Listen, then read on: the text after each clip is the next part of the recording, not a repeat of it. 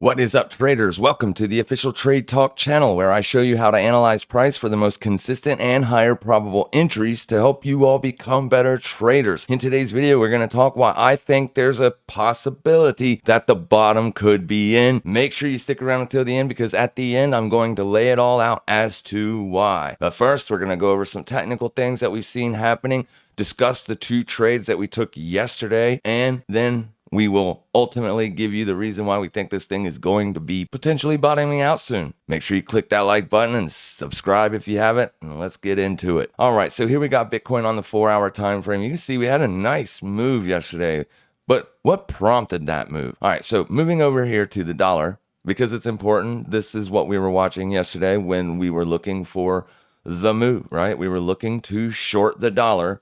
And when I say short the dollar, that also means that we were looking to get long on Bitcoin. What we were watching was watching last week's high. That's what this white line is. This white line is last week's high. You can see how you got your liquidation break trade perfectly on this. You went up, liquidated last week's high, and then got the reversal. Now, when I took the short, I didn't know that it was going to be a reversal, so I took profits on this move lower.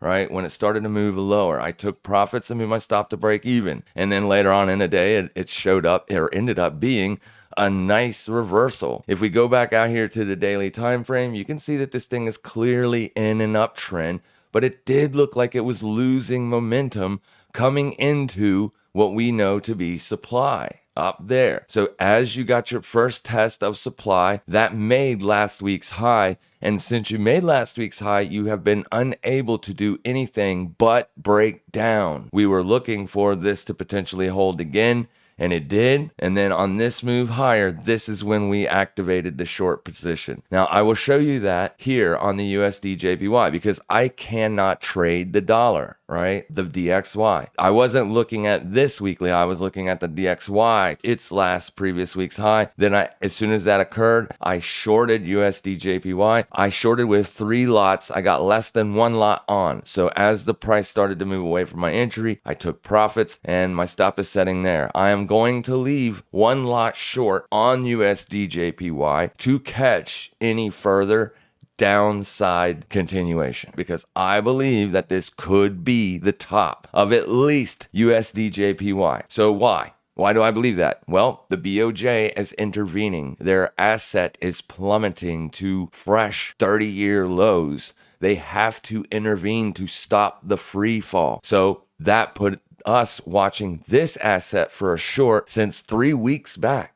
We've been watching this asset. I even said it in one of my live streams to the public that I believe this is one of the best assets to look for shorts on for the potential bear market low. Short high. Will this remain the case? Well, if price goes back up and makes a fresh new high, I will be stopped out. If it just follows up and we get downside continuation, I will have called the very absolute top on that. And it was based on a strategy that I use over and over and over again. If you want to use that same strategy, if you want to learn the way that I trade for free, smash the like button and subscribe. I do live streams twice a week to the public where we do look for entries and exits. All right, so moving on. Bitcoin. Yesterday, while that all transpired on the US dollar, we also got long on Bitcoin. Last week during CPI, this wick right here traded all the way down to the previous quarter's low, third quarter's low, Q3's low. You liquidated that and broke. So once again, the liquidation break playing out here on a high risk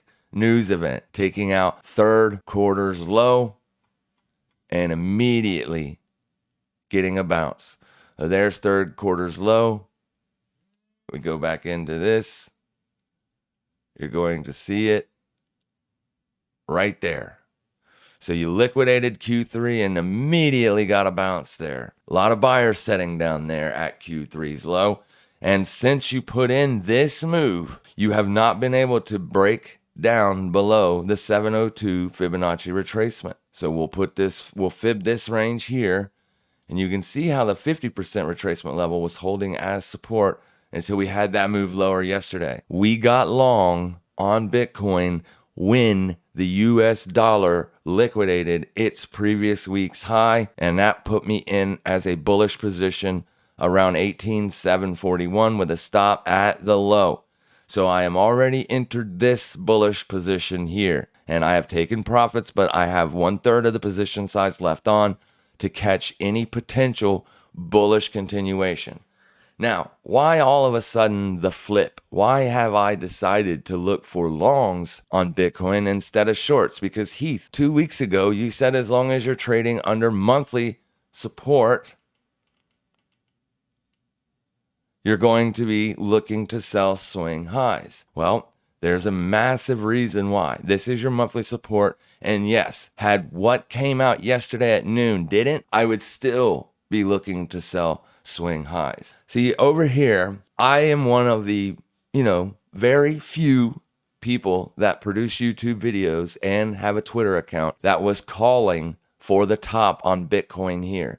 And it wasn't based on any random thing. It was because Fed controls the market. And in October, there was a rumor that the Fed was going to do a 180-degree turn on its monetary policy, going from a very dovish state to being a hawkish environment. That would entail bringing the top. So I nailed the top. We also nailed the 2022 swing high. This was all public knowledge. Shorted that. Now I am not looking for much downside continuation, right? The main moves have occurred, in my opinion. This is the reason why everything could change right here. This little piece of information right here. Fed's daily. We will do a step down, not to pause, but to 50 or 25 basis points hikes. So there's a 95% chance that there's going to be a 75 basis point hike on November 2nd. All right, that's when you have the FOMC, November the 2nd. And after the CPI print, this was at 98%. It has dropped down to 95%.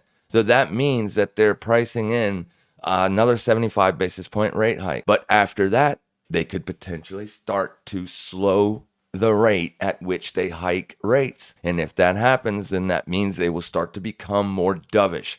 I believe that could potentially put a floor under the market, meaning that we could very well indeed have the bear market low in. Now, with that being said, please understand that you are in a descending trend. The trend is moving lower, and you have not made any higher highs. You are not even above the 21 exponential. You have done nothing technically that could make you bullish right now, except for the fact that you liquidated last quarter's low. So if this bullishness is going to continue, where could we potentially look for entries moving forward? Well, the 2 price points I want you to watch moving forward, you're already getting a bounce from one today, is $19,123, and the second place being daily support, $19,042. If you get a test of either one of these 2 levels, you can watch to see if support forms there and look for long entries. I also put out a tweet last week telling people to watch the 3-day close right here. For all of you Bitcoin bulls out there, price is at a place for a potential long entry.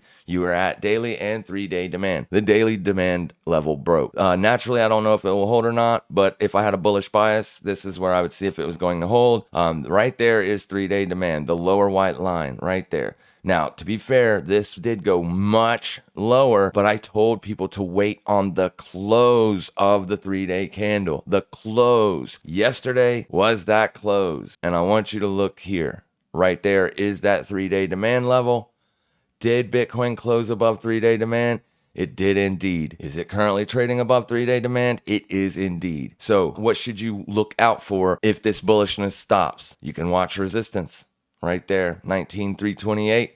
Or let's see if we got any weekly level. Yeah, here you go. Weekly resistance, 19,443. But you can definitely see that the sell side or the sellers are heavy in this market. So a breakout above this, I think, would be nice. It would be a technical breakout if you could get a breakout above that. But I'm trying to position myself ahead of time just in case. Now, there is a chance that this info could be invalidated on the 2nd of November. If the Fed comes out and says we are not going to slow at the pace at which we are hiking rates, then the markets will be bearish again. So you have some time to decide if you want to change your bearish bias to be bullish. And for all you bulls out there, you've already been looking for the bear market lows, so just keep doing what you're doing. But I do believe that, this is a rumor, and it's not a 180-degree turn either. So it's not nearly as big of a rumor as we had back back in November 2021 when we called the bear market or the bull market high, but it is still a rumor of a pause or of a less hawkish Fed. And a less hawkish Fed is very bullish for risk markets, and Bitcoin is a risk market. So already positioned myself long yesterday for that last week's DXY purge, got short USD JPY, long Bitcoin yesterday.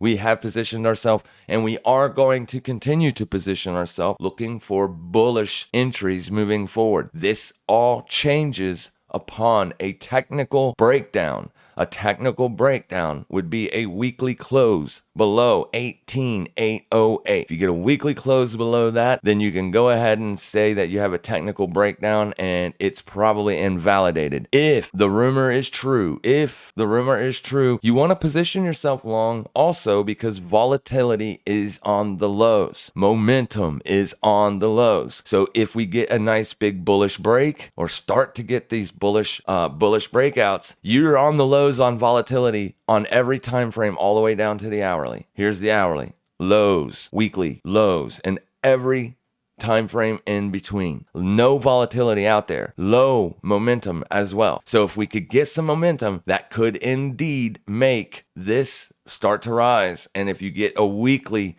rise in volatility, a daily rise in volatility, intraday rise in volatility, then that would mean that we could expect to see a nice big bullish move to the upside. All right. All that, like I said, will be voided if you get a weekly close under 1808. That is weekly support. That is the level that has been holding. You have been making lower highs once you've bounced from this level. So it does look like it wants to break down. But I'm here to tell you that once the rumors start, then the investors will start to look for bullish entries, I believe. I will be wrong upon the breakdown of 1808. Thank you guys so much for being here. If this video helped, make sure you smash the like button.